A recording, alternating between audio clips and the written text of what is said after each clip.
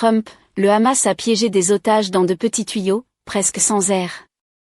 Une plongée approfondie dans la crise humanitaire à Gaza, axée sur l'aide, les otages et les responsabilités internationales.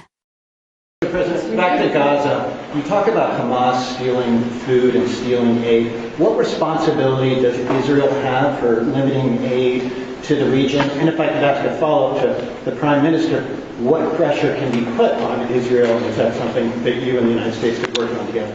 Israel has a lot of responsibility. They're hampered by the fact that you still have 20 hostages or so. And the people of Israel are very concerned about the 20 hostages. It's very interesting. You could say they could be more concerned about retribution than the 20 hostages, but they really want the 20 hostages to survive and live to make it. You know, many of the hostages came to my office in the Oval Office, and I was amazed by, I would ask them the question, was there any sign of love? Was there any sign of, when you were a hostage and you have all of these people from Hamas around you, sometimes 100, sometimes 10, sometimes 2, but you're a hostage and you're being stored in a pipe. It's not even really, a cave, or it's a pipe, a little pipe. And some said they didn't think they were going to make it because they were losing air. There wasn't enough air, and they'd open up the pipe just in time, but they didn't do it on purpose. They just happened to open it. They got lucky. But I said, did they ever wink at you and say, like, don't worry, you're going to be okay? Did they ever give you some extra food, even if it was a piece of bread? Did they ever give you anything during that time? And some were there for 400 or 500 days now, right? It's a long time, a year and a half, more than that. And not one person said there was any love from anybody. You know, in other words, you have hundreds of people, and you see it in the movies where somebody's a prisoner and somebody's helping. You even see it with Germany, where people would be let into a house and live in an attic in secret. You know, you'd see signs of stuff. I said, did you see anything like, did they wink at you? Did they say, don't worry, you're going to be okay? I ask that question all the time.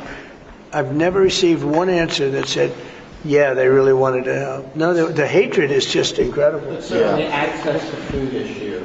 What more can Israel do? And again, the Prime Minister as well. Well, I think Israel can do a lot. I will say that Iran, I think, interjected themselves in this last negotiation. Can you imagine the beating they took? We wiped out their nuclear possibilities. They can start again. If they do, we'll wipe it out faster than you can wave your finger at it. We'll have to do that. We will do that gladly, openly and gladly. They've been saying, Iran's been sending out bad signals, I'll tell you. For a country that just got wiped out, they've been sending very bad signals, very nasty signals. And they shouldn't be doing that. They shouldn't be doing that. They were talking about things that they shouldn't be talking about. They were interviewed on a recent show, and the foreign minister saying things that he shouldn't be talking about, shouldn't be saying. And I think they got involved in this negotiation, telling Hamas and giving Hamas signals and orders, and that's not good. That's not good. I would say, look, we need to get the hostages out. They've been held for a very, very long time, and we must always start from there. But also recognise the situation on the ground in Gaza is absolutely intolerable, and I think that certainly speaking for the British public and myself, seeing those images of starving children in particular are revolting, and there's a sense of revulsion in the British public at what they're seeing, and they know, and we know, that humanitarian aid needs to get in at speed, at volume.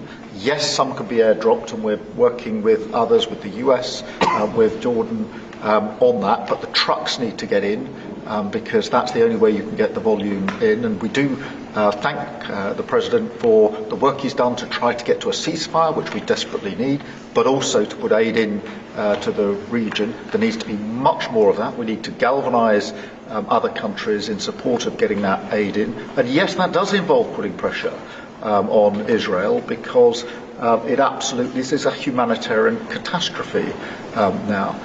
We also need to look beyond that situation to what then happens in the event of a ceasefire, which is desperately needed. And that's why I'm really pleased that we're having a discussion about what a peace plan would look like after that, the component parts of that. And we have to be really clear at this point that Hamas can play absolutely no part in any future governance in Palestine and and in Gaza. And it's really important that we're clear about what triggered this, who took the hostages, and calling out Hamas for what they are, which is a terrorist organisation. But I think today the focus has to be on getting that humanitarian aid in.